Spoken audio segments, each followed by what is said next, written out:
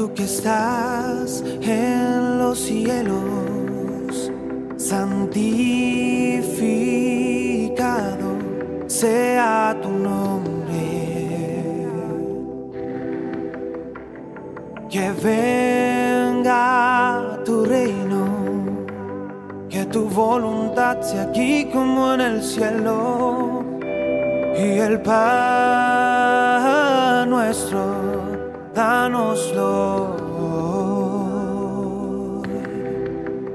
Y perdona nuestras deudas, como nosotros perdonamos a nuestros deudores. Y no nos metas en tentación, mas líbranos del mal, porque tuyo es el reino,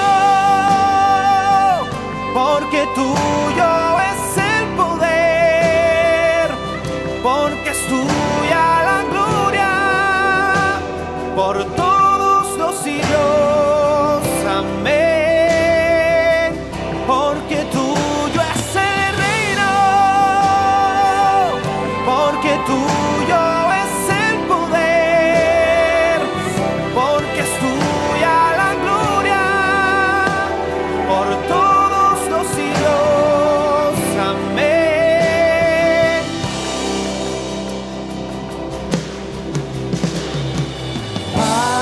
Padre nuestro, tú que estás en los cielos, santificado sea tu nombre.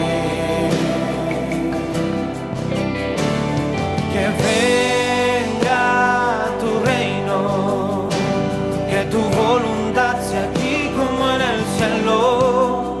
Y el pan nuestro, dánoslo hoy. Y perdónanos.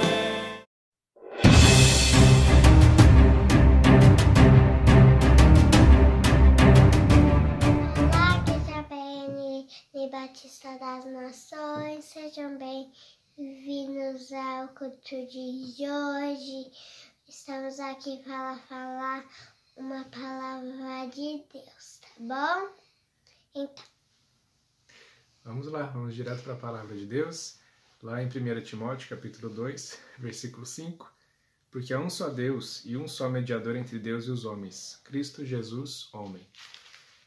É isso aí, a palavra de Deus é bem clara, que só há um caminho para chegar ao Senhor. Não é pela direita ou pela esquerda, mas só pela porta. Jesus Cristo disse, eu sou a porta. Quem entra por mim vai encontrar o Senhor, certamente. Então, se você quer ter a salvação, se você quer ter a vida eterna, aceite a Jesus hoje mesmo. Tá? O tempo está próximo. E por falar em tempo, olha só o que a palavra diz lá em 2 Timóteo, capítulo 4, versículo 3. Porque virá um tempo em que não suportarão a sã doutrina, mas tendo coceira nos ouvidos, cercar-se-ão de mestres, segundo as suas próprias cobiças, e se recusarão a dar ouvidos à verdade, voltando às fábulas. É exatamente o que tem acontecido hoje. Nós ouvimos tantas coisas, tantos absurdos pela internet, pela televisão, que as pessoas estão ficando confusas. Mas a gente só pode ter a certeza, quando o ensinamento é do Senhor, quando a gente vai para a palavra de Deus. E isso é o que está na palavra de Deus. Não perca seu tempo. O fim está próximo, Jesus está voltando, a salvação, o dia da nossa redenção se aproxima. Então aceite a Jesus. É isso que diz a palavra. Quer ter a vida eterna? Aceite a Jesus. Certo, filha? certo. E agora nós vamos para a parte do louvor, né? E depois a palavra com o pastor Natanael Gonçalves. Deus te abençoe e aproveite este culto, essa palavra do Senhor.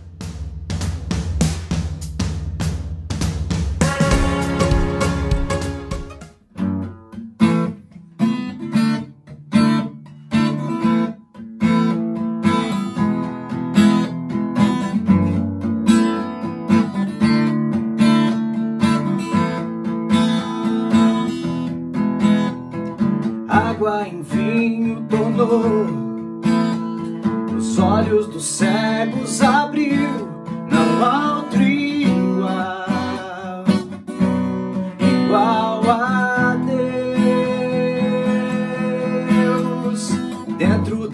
noite brilhou, das cinzas nos fez ressurgir. Não há outro igual, igual a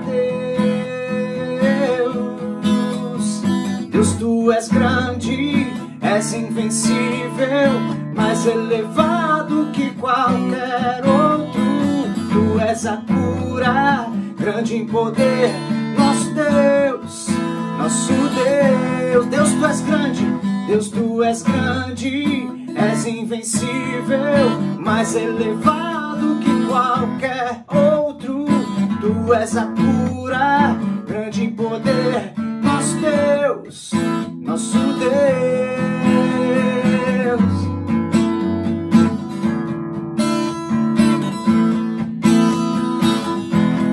Nosso Deus.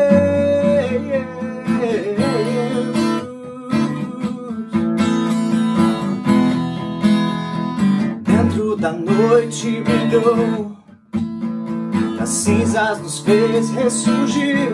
Não há outro igual, igual a Deus. Deus, tu és grande, és invencível, mais elevado que qualquer outro. Tu és a cura, grande em poder, nosso Deus, nosso Deus. Deus, tu és grande, Deus, tu és grande, és invencível, mais elevado que qualquer outro. Tu és a cura, grande em poder, nosso Deus, nosso Deus. Deus, tu és grande, és invencível, mais elevado que qualquer outro. Tu és a cura, grande em poder, nosso Deus, nosso Deus. Oh, oh, oh, oh, oh, oh, oh.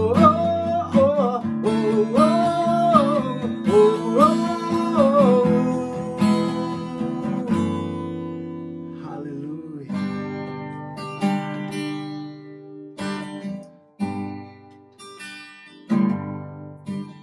Vem e toma o teu lugar. Tens minha vida como altar, um trono de louvor. Entrego a ti, Senhor, meu Rei.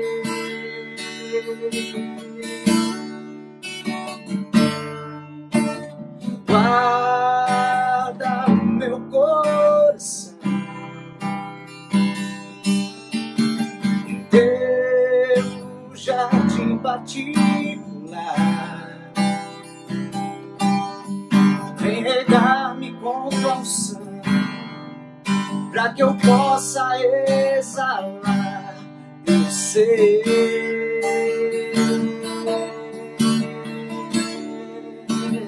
Dá-me tuas asas pra te alcançar nos lugares altos, aonde tu estás assentado acima de todos. Quão grande tu és, mas mesmo assim habitas em mim. Eu sei que estás aqui, Jesus. Santo, santo, santo, santo.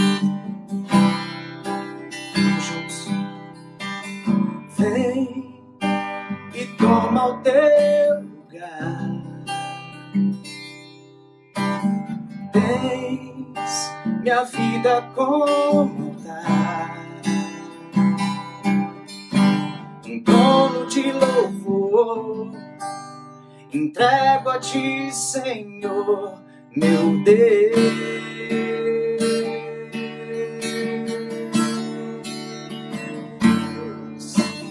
Guarda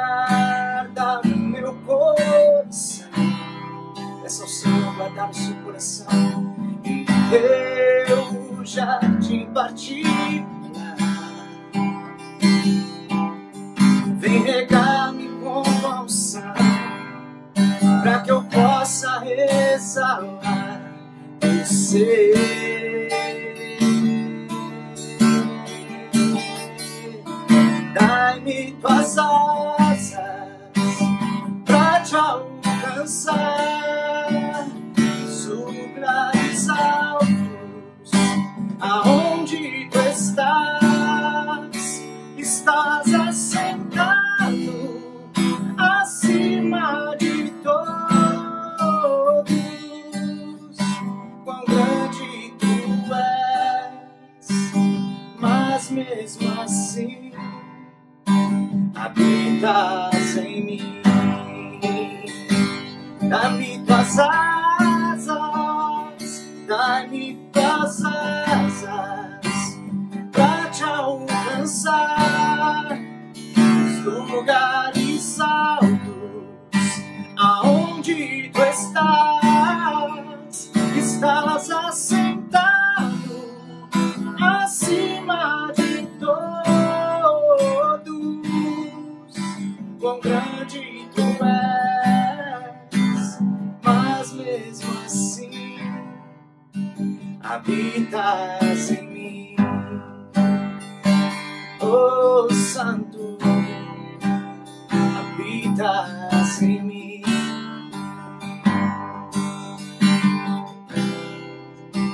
Habitas em mim.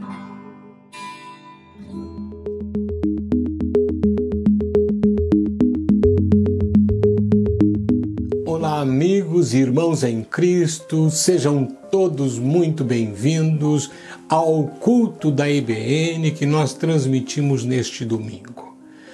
Minha oração e meu desejo é que a sua vida e a sua casa, a sua família sejam grandemente abençoados. Nós estamos na parte mais importante do culto, que é a parte da palavra de Deus. Nós lemos a palavra, Deus fala conosco e nós vamos tirar proveito de tudo aquilo que o Senhor tem ministrado ao nosso coração, e eu quero compartilhar com você nesta tarde, pedindo a Deus que ministre aos seus ouvidos e que você saia deste culto, no término deste culto, possa ser edificado, possa ser transformado pelo poder da palavra de Deus. Então sejam bem-vindos e vamos à nossa palavra desta tarde, mas antes vamos orar, vamos falar com o Senhor. Baixe sua cabeça onde você estiver e vamos pedir que o Espírito de Deus conduza todo este culto para a glória do seu nome. Pai, em nome de Jesus, quero te agradecer, meu Senhor e meu Deus, por este momento, Senhor, de transmissão do culto, quando nós nos juntamos em várias partes do mundo. Senhor, estamos juntos para transmitir este culto e, ó Deus, nós queremos te pedir nesta hora que o Senhor abençoe a cada um daqueles que estão juntamente comigo, seja aqui na Inglaterra, seja nos Estados Unidos, no Brasil, na Europa, em qualquer lugar deste mundo, que o Senhor toque poderosamente os corações com a tua palavra e que o teu nome seja exaltado. Muito obrigado, Papai. Nós queremos expressar a nossa gratidão, enquanto também fazemos a nossa declaração de amor ao Senhor, dizendo que nós te amamos e te adoramos. Tu és a razão, Senhor, do culto desta tarde. Receba, Senhor, a nossa gratidão, em nome de Jesus. Amém. Bem, amigos, eu quero tratar hoje de um assunto que certamente irá abençoar o seu coração. Eu quero falar sobre uma fé viva contra as adversidades e lutas. Bem, se eu lhe perguntasse qual a sua religião, o que você responderia? Provavelmente você me diria que é um cristão. E se você me diz que é cristão, a mensagem de hoje é para você. Mas se você me diz que pertence a outra religião, não há problema algum. Você pode participar conosco e de antemão eu lhe digo que para nós é um prazer ter você com a gente. Creio que essa palavra também pode alcançar o seu coração e o meu desejo é que você seja muito abençoado por Deus. Mas vamos a quem me respondeu que é cristão. Ora, para alguém afirmar que é um cristão, isso tem um peso muito sério. Não se trata apenas de pertencer a uma religião que se intitula cristã, mas, sobretudo, ser um seguidor de Jesus. Mas será que para por aí? Absolutamente não. O seguidor de Jesus é também um imitador de Cristo. Ele é aquela pessoa que procura a cada dia se parecer com Jesus. É aquela pessoa que procura desenvolver o caráter de Cristo em sua vida. Olhando para Jesus nos Evangelhos, quando ele caminhou entre nós, o que chamou mais atenção do Salvador? Será que foi alguém bem vestido, com bom trânsito entre os fariseus e saduceus? Será que uma pessoa com alta posição despertou Jesus? Novamente eu digo não. O que mais chamou a atenção do Senhor foram algumas pessoas que demonstraram ter fé em Deus e em Cristo Jesus. Olha, quando o Senhor estava na cidade de Cafarnaum, um centurião desesperado se aproximou dele, informando que o seu criado estava enfermo e sofrendo terrivelmente, jazendo numa cama paralítico. Imediatamente Jesus se dispôs a ir com ele e curar o seu criado. Mas o centurião argumentou com Jesus dizendo que ele não era digno de que Jesus entrasse em sua casa. Ele pediu que Jesus apenas dissesse uma só palavra e tinha fé que o seu criado ficaria curado. Então ele argumentou dizendo que ele era um homem de autoridade e todos, sob o seu comando, lhe obedeciam. Sabe o que Jesus disse? Nem mesmo em Israel achei fé como esta. De fato, isso impressionou Jesus. O Senhor fez como o centurião lhe pediu e Mateus afirma que naquela mesma hora o servo foi curado. Você pode ler essa história em Mateus capítulo 8 e em Lucas capítulo 7. Jesus era um homem de fé e ele ensinou aos discípulos sobre fé. Certa feita, em outro episódio, o Senhor testa os discípulos diante de certas situações. Em Marcos 6, por exemplo, a partir do verso 30, nós encontramos a primeira multiplicação de pães e peixes.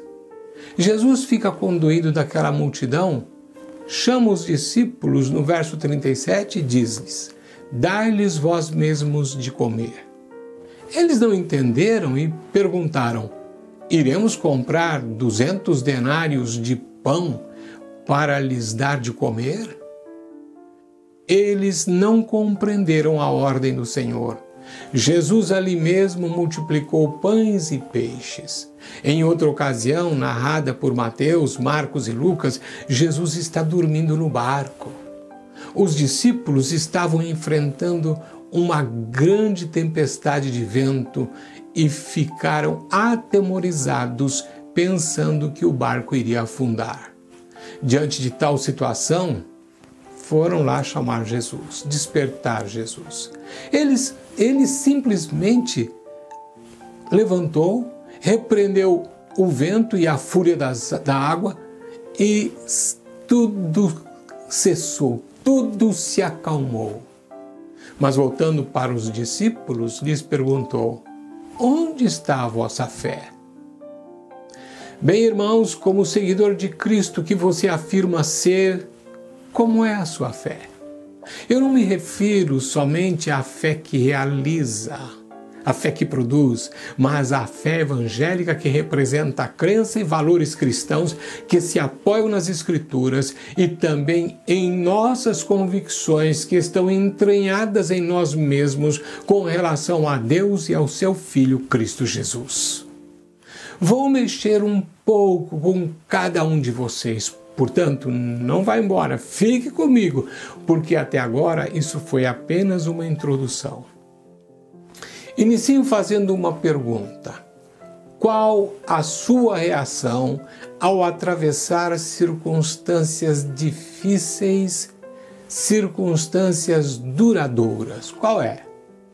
No primeiro século, muitos sofreram por causa do Evangelho. Mas em meio ao sofrimento, aprenderam a respeito deles mesmos e também com relação à verdadeira natureza de sua fé. Embora as circunstâncias de hoje sejam diferentes, nós cristãos enfrentamos dias difíceis e complicados. Jesus mesmo disse que neste mundo nós passaríamos por aflições, ou seja, Ele não prometeu uma vida sem problemas, mas muitas pessoas que se declaram cristãs pensam que aquele que serve a Deus deve viver conforme o dito popular. E que dito popular é esse? Sombra e água fresca e sapato largo no pé. Ora, esse adágio aponta para uma boa vida, coisa que muitos aspiram e buscam ao Senhor tentando alcançar essa bênção. No entanto, essa nunca foi a proposta do Evangelho. Paulo, depois de ter sido apedrejado e dado como morto, se levantou e confirmou o ânimo dos cristãos das cidades de Listra, Antioquia e Icônio, dizendo: pois que por muitas tribulações nos importa entrar no reino de Deus. Você pode ler isso em Atos capítulo 14, verso 22. Irmãos, vamos falar um pouco sobre esse tema. Nós passamos por adversidades, nós passamos por tribulações. E é claro, quando você está no olho do furacão, quando você está no meio da tempestade, quando a chuva vem, a tormenta chega com força e difícil. Irmãos, nós simplesmente estamos no meio de tudo isso e estamos afetados. Mas como nós passamos por essas lutas, como nós passamos pelas adversidades, como nós passamos pelos problemas? Vamos tomar um texto da Palavra de Deus que se encontra no livro de Tiago e vamos aprender um pouco nesta tarde. Então eu tomo lá capítulo 1, verso 2, que nos diz: meus irmãos, tende grande gozo quando cairdes ou passardes em várias tentações. Aqui Tiago, ele está dando uma ordem, é um imperativo. E que imperativo é esse? Tende grande gozo, tende grande alegria quando você estiver passando por todos esses tipos de problemas. Com este texto na mente e no coração, eu vou pedir para que você guarde isto. Vamos para a primeira atitude que todos aqueles que dizem ter uma fé viva, uma fé pujante, devem ter. Então, ponto número 1. Uma atitude positiva. Guarde isso. Interessante como Tiago nos chama a atenção no versículo que acabei de citar.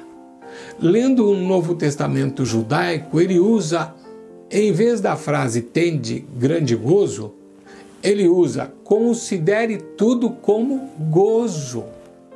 Entendo que essa ordem de Tiago, veja bem, ela nos desafia a repensar o que consideramos como uma atitude negativa.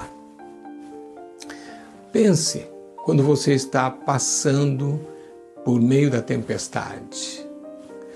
Com esta frase, Tiago está nos desafiando a repensarmos sobre o que consideramos como uma atitude negativa. Tiago segue seu pensamento e oferece a primeira ajuda para a vitória em meio à aflição. Qual seja, assumir uma atitude positiva, isto é, o cristão deve ter toda alegria. Nada no texto indica que devemos nos conformar ou nos resignar diante da tribulação. Faço esta observação porque muitos já ouviram aquela frase. Você tem que se conformar porque essa situação já havia sido designada, já havia sido projetada, já havia sido planejada para você. Não, de forma alguma. A atitude positiva soa como uma ordem de Deus e deve ser uma realidade prática na vida do cristão, pois ela se baseia no reconhecimento da verdade dos problemas que enfrentamos. Ou seja, nós não estamos negando, nós não vamos negar os problemas, nós não vamos negar a dificuldade, nós não vamos negar a tempestade. Não. Mas vamos reconhecer que ela é real, mas vamos assumir uma atitude positiva. Quando identificamos a real situação, podemos ter alegria verdadeira e transbordante, mesmo em meio à aflição, porque é exatamente neste momento que reconhecemos o trabalhar de Deus para realizar os seus propósitos através das tribulações e problemas que enfrentamos. Você consegue enxergar isso? Ao passar nesse primeiro ponto, que é uma atitude positiva, eu quero ir para o segundo, que é a perspectiva divina.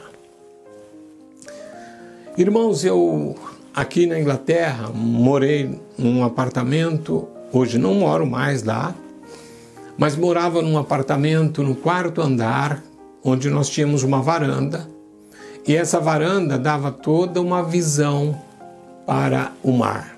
Eu não morava à beira-mar, mas morava um pouco mais afastado, mas tinha uma visão total do mar ali. Total não, uma visão que eu podia considerar como muito boa. Mas observe, o meu vizinho da cobertura, ele via coisas que eu não conseguia enxergar. Ou seja, ele via uma área abrangente, porque não tinha absolutamente nada na sua frente. E como eu morava no 4º andar, eu tinha uma parte do próprio prédio que me impedia de ver o lado direito do mar. Por que eu estou falando sobre isso? Porque muitas vezes a nossa perspectiva é muito pequena.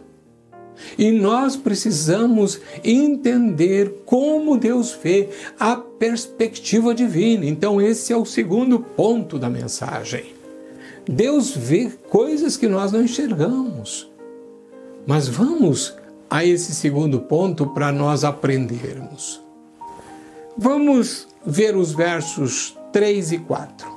Sabendo que a prova da vossa fé produz paciência. Tenha, porém, a paciência, a sua obra perfeita, para que sejais perfeitos e completos, sem faltar em coisa alguma. Veja bem. Para que a alegria se manifeste nas aflições. Não podemos ver as coisas simplesmente do ponto de vista humano, mas sobretudo do ponto de vista de Deus. Não se trata de negarmos as aflições, mas de compreendermos o real sentido delas. O Senhor permite as aflições com a finalidade de produzir maturidade em cada um de seus filhos. Observe a frase do versículo, para que sejais perfeitos e completos. Se temos essa perspectiva, podemos nos regozijar, pois estamos convictos do bom propósito de Deus para as nossas vidas. O Altíssimo envia tribulação para produzir paciência na vida dos seus. Será que você tem essa visão? Compreende essas coisas? Essa paciência segue trabalhando para produzir a perfeição. Aceitamos a prova porque sabemos quem a enviou, ou seja, um Deus de amor que deseja aperfeiçoar-nos, buscando sempre o melhor para os seus filhos. O alvo do processo é chegarmos à maturidade e sermos tudo o que Deus deseja que sejamos. Percebe? Ao compreender essa verdade, podemos experimentar as provas com regozijo. Veja bem, Deus trabalha no caráter de seus filhos com vistas a torná-los parecidos com Cristo. Você lembra que Paulo fala sobre esse tema em 2 Coríntios 3,18. Mas a questão que se coloca é se nós nos submetemos ou se opomos à vontade do Pai. Se houver oposição, Ele pode nos corrigir para que haja sujeição. No entanto, para chegarmos a ser parecidos com o Senhor em seu caráter e atitudes, precisamos passar pelo processo de amadurecimento. Deus não faz um trabalho pela metade. Antes, Ele nos molda para que sejamos completos e maduros. Muitos cristãos se escondem dos problemas da vida e, como consequência, não crescem. Este não é o propósito de Deus. Por isso, nós vamos ao ponto de número 3. Preste atenção. Cristãos que não crescem, não amadurecem. Deus não tem esse propósito na vida dos seus filhos. Imagina você, por exemplo, ter um bebê. E depois de 30 anos ele está do mesmo modo. Isso seria uma espécie de aberração da natureza. Tudo que se espere é que o bebê, quando nasce, ele comece então a crescer, a progredir fisicamente, intelectualmente. Ele vai conhecendo, ele vai identificando as coisas. Da mesma maneira na vida cristã. Mas eu posso dizer para vocês que tem gente que não cresce na vida cristã. Este não é o propósito de Deus. Então eu vou para o ponto de número 3, para a gente poder ir aprendendo um pouco com Tiago. E o ponto de número 3 é a paciência. Acompanhem comigo novamente o versículo 4. Tenha, porém, a paciência, a sua obra perfeita, para que sejais perfeitos e completos, sem faltar em coisa alguma. Se começarmos a ver as coisas segundo a perspectiva de Deus, conforme citei agora há pouco, certamente enfrentaremos a tribulação com paciência. Devemos encarar as adversidades em vez de ceder-nos diante delas. O termo que Tiago usou e que foi traduzido para o português como perfeitos, não se trata de perfeição moral, mas carrega o sentido de coisa completa, coisa total. Assim, ele retrata a perfeição como algo que estávamos destinados a ser, em vez de ficarmos estagnados no meio do caminho e sem desenvolver o nosso potencial. Quero agora fazer uma pausa e chamar a sua atenção. Para que isso aconteça, o Senhor precisa trabalhar a paciência na nossa vida. A paciência precisa alcançar essa obra, a sua obra que é perfeita em nós.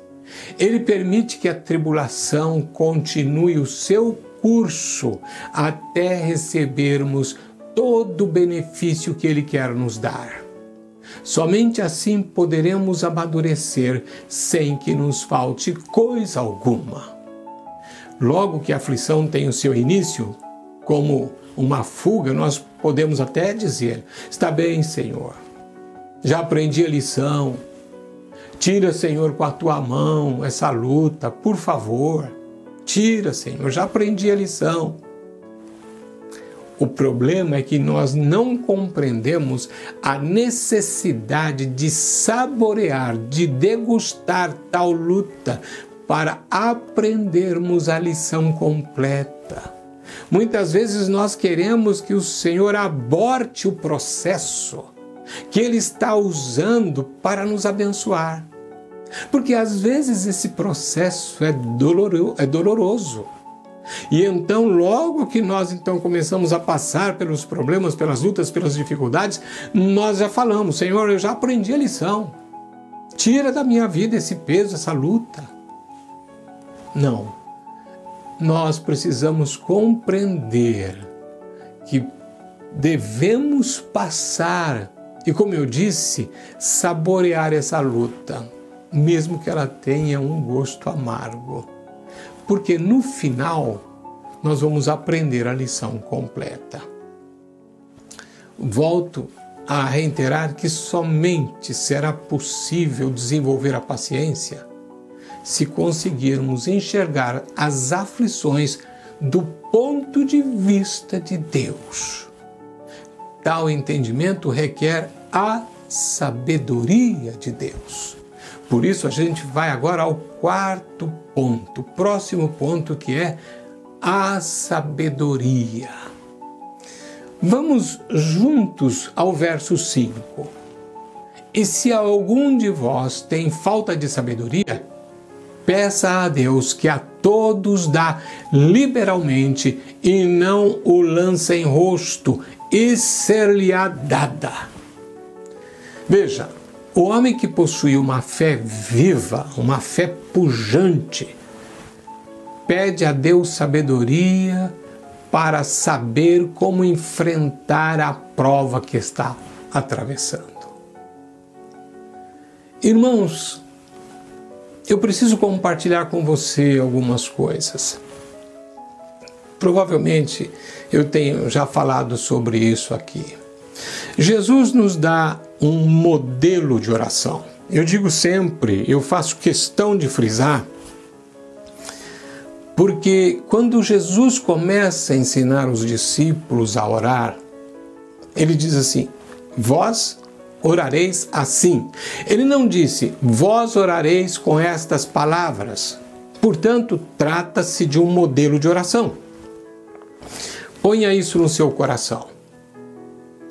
Então, observe uma coisa. Quando Jesus diz: o pão nosso de cada dia nos dá hoje, ele está indicando que essa oração é uma oração diária. É claro, nós temos pão na nossa despensa, não para o dia de hoje, mas temos pão para muitos dias. Alguém tem pão aí para anos. Mas isso aqui fala de uma dependência diária de Deus. Então eu sou dependente do Senhor em todo o tempo. Então quando eu falo com o Senhor: o pão nosso de cada dia nos dá hoje, e eu agradeço pelo pão que Ele deu hoje, eu entendo que eu devo levar ao Senhor todos os dias esse modelo de oração que Jesus nos ensinou. E Jesus então vai nos dar, ao nos dar este modelo, Ele fala sobre livramento, Ele fala sobre situações que nós nos envolvemos no dia a dia. Mas preste atenção, quantas pessoas oram por sabedoria? Você ora a Deus pedindo sabedoria todos os dias? É como se porventura você tivesse orado pedindo sabedoria há um ano atrás e Deus já te dá sabedoria para o resto da vida? Nós temos essa dependência diária do Senhor e precisamos estar orando todos os dias. Então eu preciso de sabedoria para viver o dia de hoje. Eu preciso de discernimento de Deus. Eu preciso para o dia de hoje. Amanhã eu vou comparecer diante dele e vou pedir novamente para ele: Senhor, me dá sabedoria para viver o dia de hoje. Eu não sei com quem eu vou me encontrar. Eu não sei o que tem na minha frente neste dia, mas me dá, Senhor, sabedoria, me dá graça, me dá também, Senhor, junto com sabedoria eu peço, me dá percepção, discernimento. Eu preciso disso, sou tão dependente do Senhor que eu oro assim pedindo todos os dias.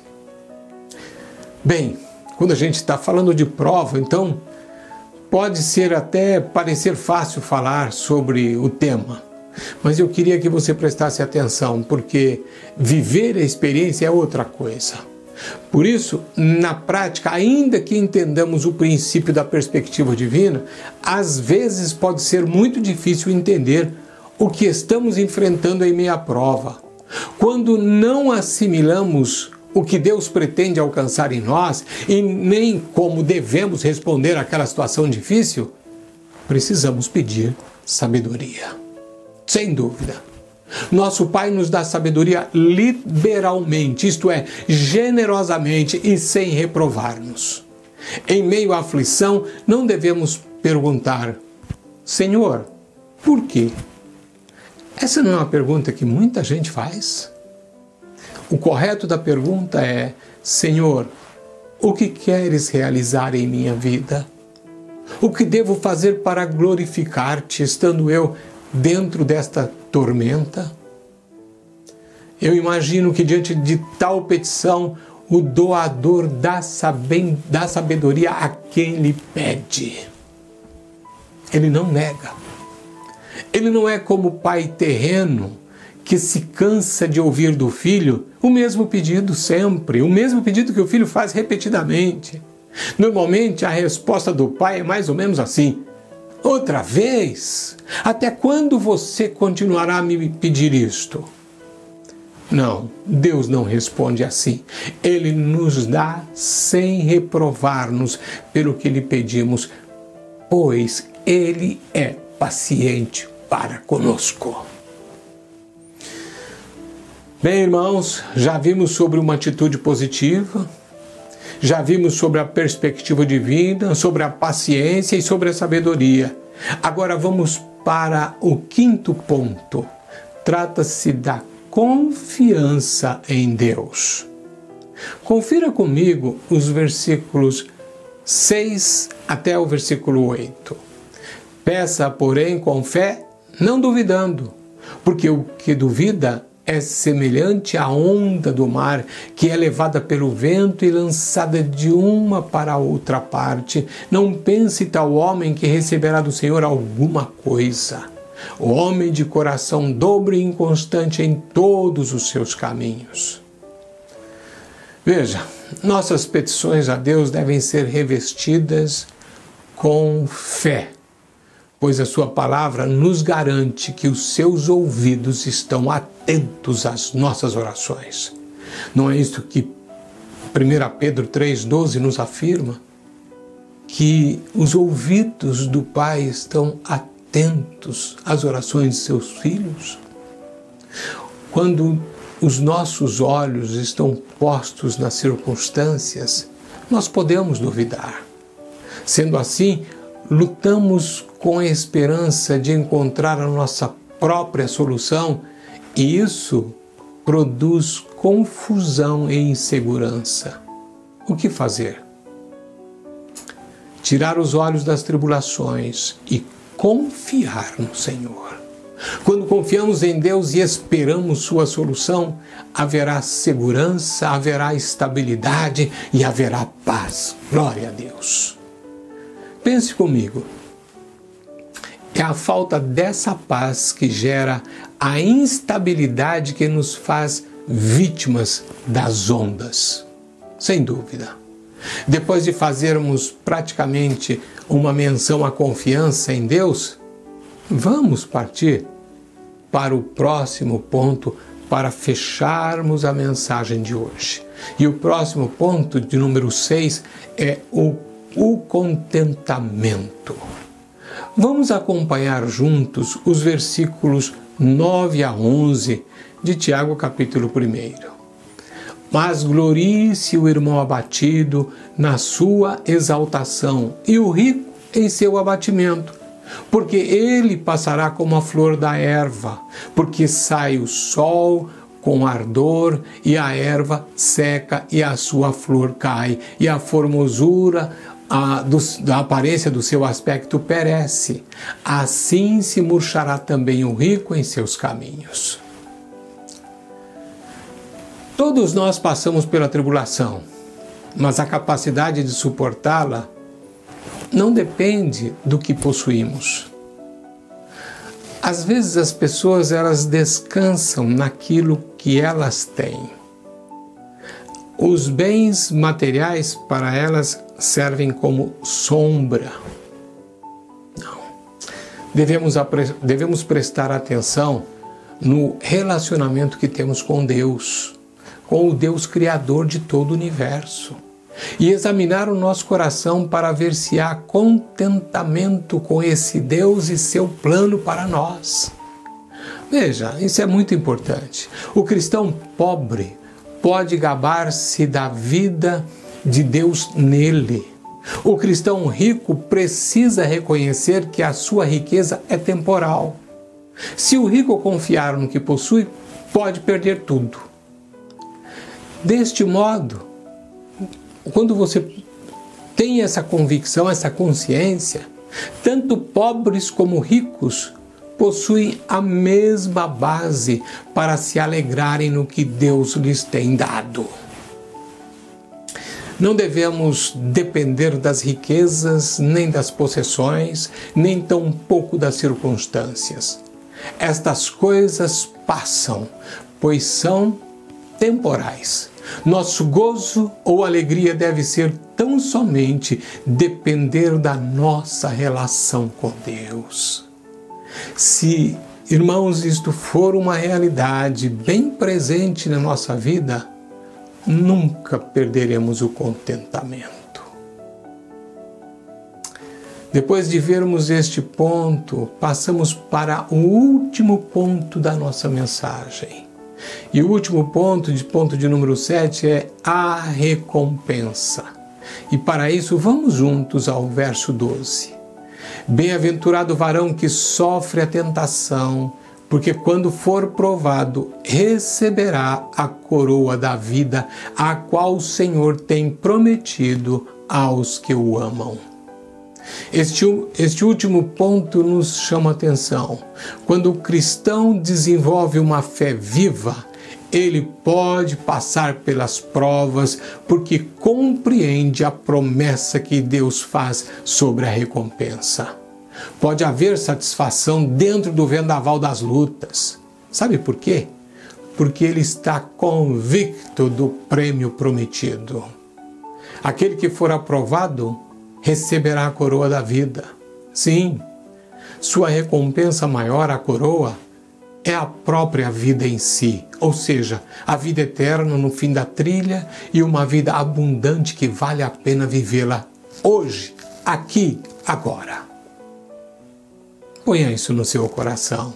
Eu quero concluir a mensagem de hoje, mas nesta conclusão, por uma questão pedagógica, eu quero destacar 3 pontos para fazer uma síntese de tudo que foi falado aqui. Então preste atenção, pois é bênção para aquele que me vê e ouve, você.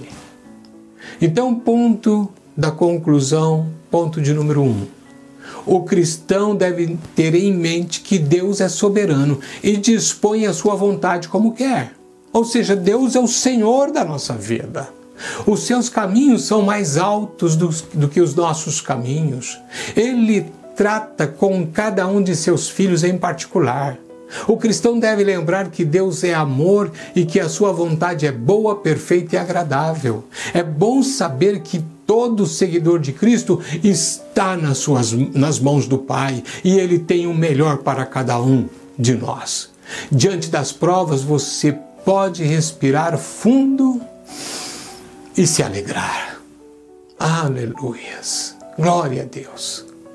Segundo ponto, desenvolver paciência no mundo de hoje não é fácil, mas também não era nos tempos de Tiago. Todo tipo de aflição é como uma carga pesada nos ombros. Mas essa é uma ferramenta de Deus. Preste atenção nisso. As lutas, as dificuldades pelas quais você atravessa.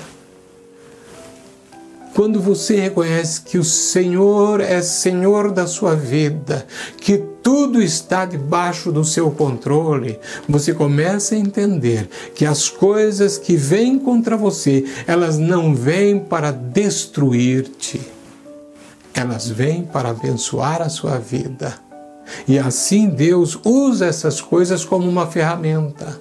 Então Ele começa a trabalhar no seu caráter, Ele começa a formar você como um todo. Você começa a desenvolver aí a paciência, a perseverança. Você vai sendo transformado paulatinamente. A Bíblia diz que Ele é um Deus bom e amoroso. Portanto, nos tempos de tribulação, confie no seu amor e permita que o Pai trabalhe em sua vida. Peça sabedoria e abra o seu coração. O resultado será uma colheita de bênçãos e glória para o nome do Deus de toda a terra. Aleluias! O terceiro e último ponto da nossa conclusão. Enquanto estou aqui trazendo esta palavra, muitos podem estar sob o fogo cruzado das aflições. Você mesmo que me vê e ouve. Eu mesmo enfrento situações complicadas. No entanto, é bom guardar e repassar os princípios da palavra para sairmos vencedores da tribulação. Guarde esses princípios em seu coração e pratique-os. Por fim, lembremos, Ele sempre nos conduz em triunfo. É isso que nos diz o apóstolo Paulo em 2 Coríntios capítulo 2, verso 14. Ele sempre nos conduz em triunfo, em vitória. Portanto, fique firme. Aleluias. Irmãos, eu quero terminar com uma oração. Eu disse no começo da mensagem que talvez alguém que me vê neste momento não seja um cristão. Com esta palavra você pode entender que como Deus trabalha. Você que não é cristão e que está me vendo. Você pode ver como Ele nos dá direção, orientação, conselho e instrução. No entanto, a vitória sobre as lutas e adversidades se põe como uma promessa na vida de quem se entregou a Cristo e reconhece como seu Salvador e Senhor da sua vida. Se você ainda não fez isso, hoje é o dia. Não deixe passar, eu vou orar por você. Mas em segundo lugar, para aquele que se declara um seguidor de Jesus, eu pergunto, sua fé é uma fé viva? É uma fé genuína? Não precisa me responder, avalie você mesmo. Quando você passa pela tribulação, como você responde a essa tribulação? Será que você responde se queixando, se lamentando? Ou entende que Deus está no controle de todas as coisas e você segue se alegrando e confiando no Senhor? Seja sincero, se a sua avaliação for positiva, então glória a Deus. Se porém não for, eu vou orar por você agora. Mas é bom aprender algo aqui. Na vida, Deus não fará tudo por você. Há coisas que você mesmo precisa fazer, como por exemplo, confiar, manter-se firme em meio às lutas e desafios. Vou orar com você, mas você precisa fazer a sua parte. Quantos estão dispostos? Baixe sua cabeça onde você estiver, mais uma vez, eu vou orar com você. Amado Pai, mais uma vez na Tua presença nós estamos, em nome de Jesus. E hoje, Senhor, o Senhor nos ensinou na Tua palavra como nós podemos passar pelas tribulações, pelas lutas, pelas aflições, e como o Senhor quer forjar em nós, formar em nós o caráter de Cristo. Como o Senhor quer produzir em nós, ó Deus maravilhoso, a perfeição. Ó Deus maravilhoso, que o Senhor possa realizar isso na vida dos teus filhos. Quem sabe, ó Deus querido, aqueles que estão me vendo, Senhor, não tenham talvez esse tipo de experiência, ou rechaça, Senhor, completamente as lutas, as adversidades, e eu sei que até alguém, porque já ouvi falar isso, se queixando contra o Senhor. Mas Deus, esse é o modo, é a ferramenta que o Senhor usa para trabalhar na vida dos seus filhos. Assim eu te peço que o Senhor alcance cada um deles que está me vendo nesta hora, Pai, e ouvindo a Tua palavra. Que o Teu Espírito compense todas as minhas debilidades de comunicação e que possa ministrar aos seus corações. E que esta palavra, Senhor, seja de grande bênção para todos. Para aqueles que ainda não deram os seus corações, não se renderam ainda a Cristo, que seja hoje o dia de o fazerem. Pai, se tem alguém que do outro lado está desejoso em seu coração de confessar a Jesus como seu Senhor e Salvador, único e suficiente, Senhor, se existe essa pessoa aí, que o Teu Espírito toque a sua vida, toque o seu coração e abençoe, ó Deus maravilhoso, esta pessoa em nome de Jesus. Que ela possa ter muitas experiências com Cristo e que o nome dessa pessoa seja escrito no Teu livro da vida. Esta, Senhor, é a minha oração, este é o meu pedido a Ti, em nome de Jesus. E muito obrigado, Pai, pela Tua palavra desta tarde, em nome de Jesus. Bem, amigos e irmãos, fique com esta palavra, guarde esta palavra no seu coração. Este vídeo, depois, quando terminar, ele fica gravado no YouTube e no Facebook. E quem sabe seria bom você voltar e ver e ouvir novamente tudo aquilo que foi falado, para que você ponha isso na sua mente, no seu coração, e guarde isto, retenha esta palavra, em nome de Jesus, porque é bênção para a tua vida. Bem, queridos, até a próxima transmissão do nosso culto e que você tenha uma semana muito abençoada. É o que eu desejo, em nome de Jesus. Até lá!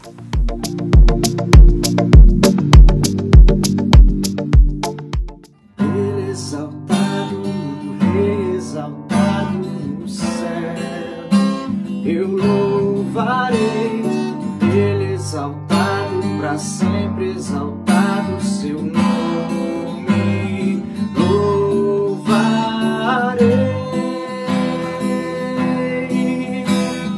Ele é o Senhor, sua verdade vai sempre reinar.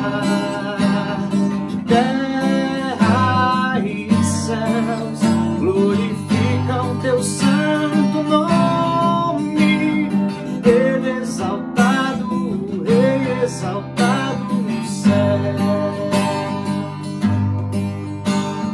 Ele exaltado, Rei exaltado no céu, eu louvarei, Ele exaltado para sempre, exaltado seu nome. Louvarei,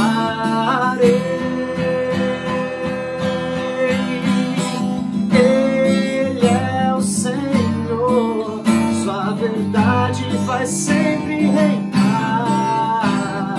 Terra e céus glorificam Teu santo nome, Ele exaltado, Rei exaltado no céu.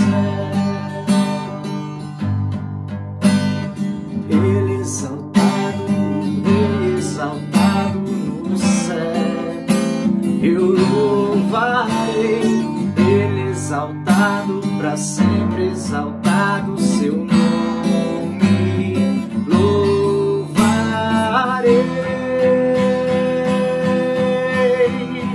Ele é o Senhor, sua verdade vai sempre reinar.